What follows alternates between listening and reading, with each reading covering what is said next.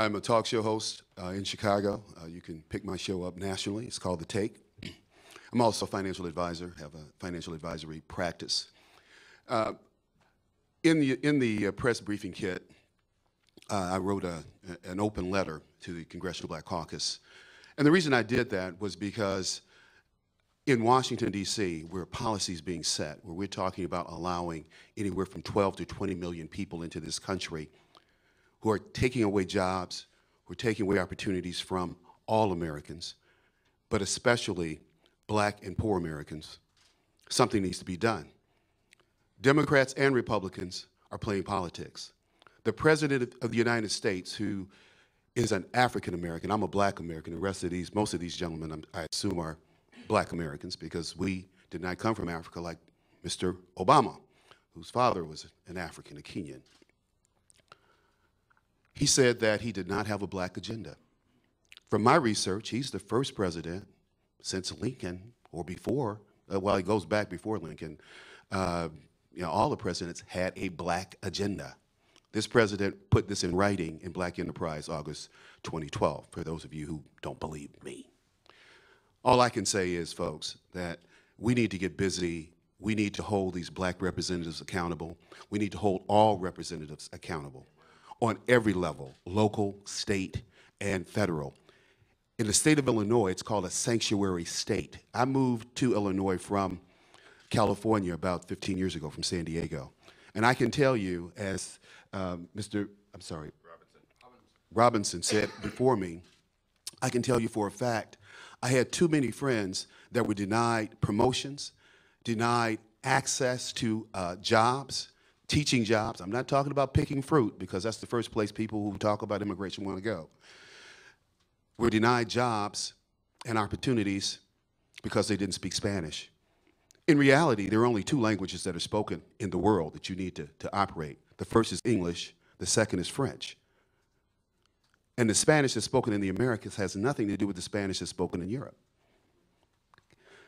So what are we doing? We're becoming a third world country. I see this country in serious decline. I refuse to sit back and allow that to happen, as my colleagues here. Now, you have to ask yourself, why does the President of the United States, who's an African American, and Black American representatives, 43 of them sitting in the House, refuse to do anything for their constituents, refuse to speak out for their constituents? Not one elected official that I know of has spoken out against illegal immigration. In Chicago, well, the state's a sanctuary state. They have a Hispanic hiring plan at the state. They never had a Black American hiring plan at the state. In the city of Chicago, a Black person cannot get a job. Black unemployment in Chicago, we estimate over 50, Black male unemployment is over 50%. This is a travesty. Men are just standing around on the corners with nothing to do. Now, we talk about the shootings in Chicago. You know, there's a little bit of attention being paid to the violence. But let me say this: the Boston bombing, the Newtown shootings, Aurora, none of that compares with 1 month of killings that go on in Chicago. I'm just going to talk about school children alone, just mention it. 2008-2009 school year, we had 399 school children wounded, 144 were killed. Barack Obama never said a word. Barack Obama lives right around the corner from me, where Daria Henderson, the young lady who came to the inaugural, was killed. We just had a young man killed there on Monday.